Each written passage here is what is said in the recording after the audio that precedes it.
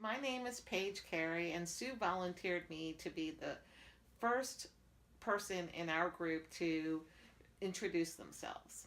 So we're going to do a little Q&A session with my family so you get to know a little bit about me. All right, so tell me something about your background in art. So I don't have any formal background in art. I come from a very artistic family. My mother did amazing crafts.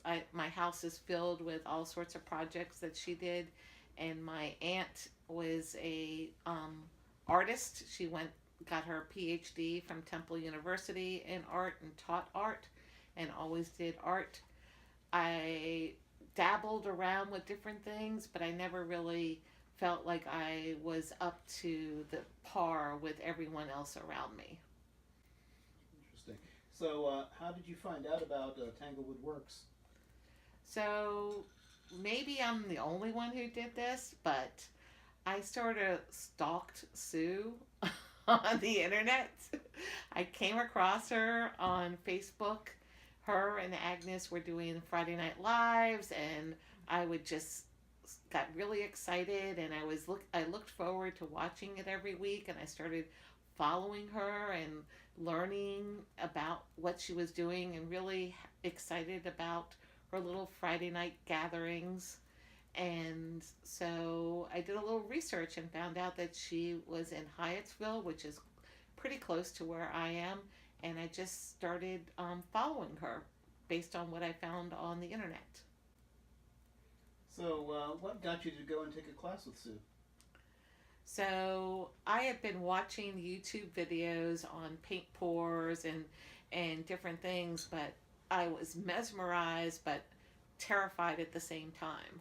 So it's like I really wanted to do it, but I really didn't know what to do and how to get started. And for Mother's Day last year, I had seen that Sue and Agnes were running a paint pouring class, and so I told my family, you and our daughters, that that's what I wanted as a Mother's Day gift. And so I bought my own Mother's Day present. And we took a class in after Mother's Day, May, June time frame on paint pouring with Sue and Agnes. And that's how I got started. Very cool. So, what have you done since? What have I done since? So, after taking the class, I was really into doing paint pours, and I kind of went gung ho. I was like at Michael's all the time and Joann's and getting supplies and setting things up and playing around with paint pours and showing everybody around how to do it and sharing my knowledge. And from that, I just started continued to watch Sue and got very excited about her furniture do-overs, upscaling of the furniture is using the DIY paint. And so I decided that I would take a bookcase that we have set up in our house as a display case and paint that with DIY paint. And so, you know, nobody in the family wanted me to do it. Everyone's like, no, it's wood, you can't paint it. But I was like, nope, I'm going to do it. And what's the worst we can do is we can always strip it off and return it back to natural. And so in the end, I just did it and went with my gut on it, and it came out beautifully. And now everybody who comes to the house is amazed at the piece of art that I did. Very cool. So, what has you excited these days? So these days, what I'm really into is doing river tables with raw edge wood and resin. So again, I was watching YouTube videos and just like just mesmerized by the whole adventure of making these tables. And we started going over to Community Forklift, and that was the first place that I saw that sold the raw edge wood. And so I was just like, what do you think, Reggie? And he's like, yes, let's go for it. So we kind of dove in head first. We watched a lot of videos. I watched Sue and Agnes doing resin on a small scale with the tiles and the jewelry, but I was really intrigued with doing these river tables. So I just watched a lot of YouTube videos, and we bought a piece of wood and didn't make a huge investment in it. And we figured, what the heck, let's just see what we can do.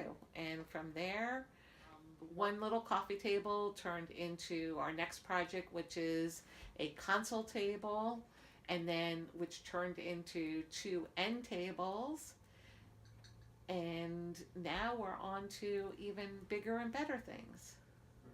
Very cool. And so, where did you get the supplies again? The wood? So we found the wood at Community Forklift, which is a salvage place near Tanglewood Works, and they actually have a consignment area for a local woodworker.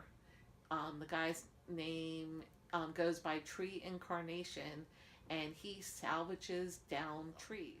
And so, they were selling the wood over at Community Forklift, and just beautiful pieces of wood. And they told us, who was selling it and who, the actual people were involved. And we contacted them. And so now we're going direct to the guy directly. And so, with all this expensive wood, how do you deal with making a mistake? Everybody makes mistakes. And when you're working with natural materials, you never know what it's going to be. So you just have to, learn to let the wood and the project speak to you, and not be so rigid in what your end goal is, and work with what happens. So the piece we're working on right now, it's been interesting because when we got it, it wasn't totally dry. So we tried some things to dry it out. And as we've been working on it, there's been some cracking. But you know what? That's the wood. That's the beauty of the wood. And doesn't stop me, and it doesn't stop us. And we just build it into what the end product is. So, so for all the viewers out there, can you help them, let them know what they can do to do something similar to get started? Watch a lot of videos. It's not as hard as it looks. Um, really just give yourself the permission to try, and it's okay if you fail, because with everything that you try, you're learning something. So for us, I kind of had a dollar limit as to what I felt comfortable with, that, I could spend up to X number of dollars before I felt like if it didn't work out, that I would feel like I overspent. And so we did it as a trial. We got a piece of red cedar.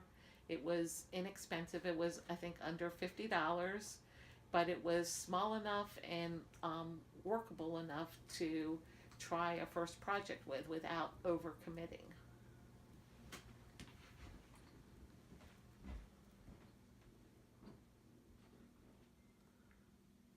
In conclusion, I would just like to say that I am thrilled and excited and energized by this club. I'm at a point in my life where I need something to do and something creative and something for me. And this group is really giving me that, filling that void for me. So I'm thrilled and excited to see what we're going to do next, and just having fun with it.